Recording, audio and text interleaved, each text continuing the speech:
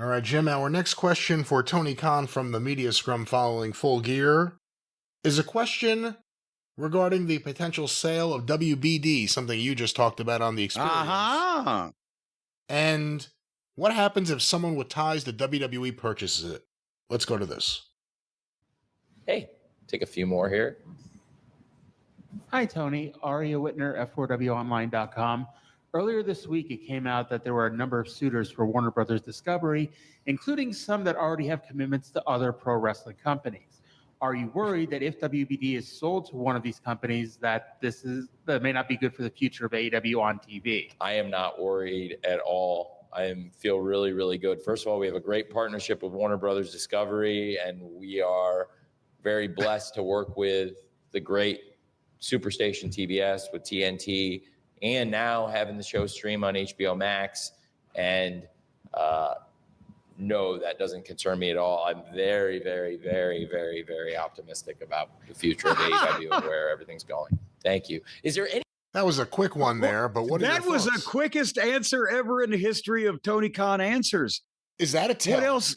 In and of itself, the idea that he said yes. something quickly like that. Yes, and let's move on to another subject.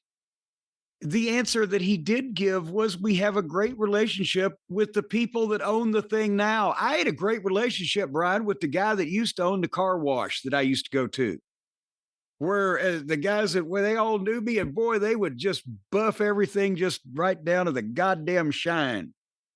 And then they sold it and they do a shitty job because I don't have a great relationship with them anymore because of different fucking people. So he can't say he needs to be worried, but he needs to be worried. And that's why he didn't say anything, because he's worried. Yeah, he was looking very positive in the video while this is all happening. He obviously doesn't want to give away any weakness. And again, even if you have a great partner in WBD, and I guess you could argue they really are a great partner. They let AEW do whatever the hell they want. They give them more time than they're supposed to have on their shows. They let them air a lot of money. They let them air the pre-show now into the pay-per-view and cut off the main event of TV. It just goes from Okada into a movie.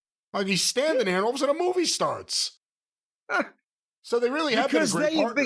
Because they do derive some benefit from their pay-per-views, and they do have some, whether it be minute amount or not, of ownership, and somehow they're financially benefiting to some degree from this. But the question is it going to be long enough, or is this going to be another deal only on a much bigger scale where Spike TV comes and says to TNA, well, we've been paying a lot of fucking extra talent expenses and this and that for you guys, and what the fuck?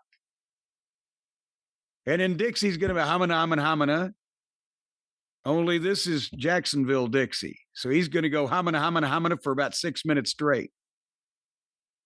And again, you could talk about how you're a big part of Max.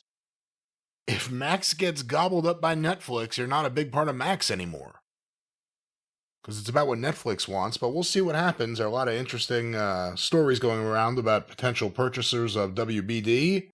One way or another, it will affect AEW.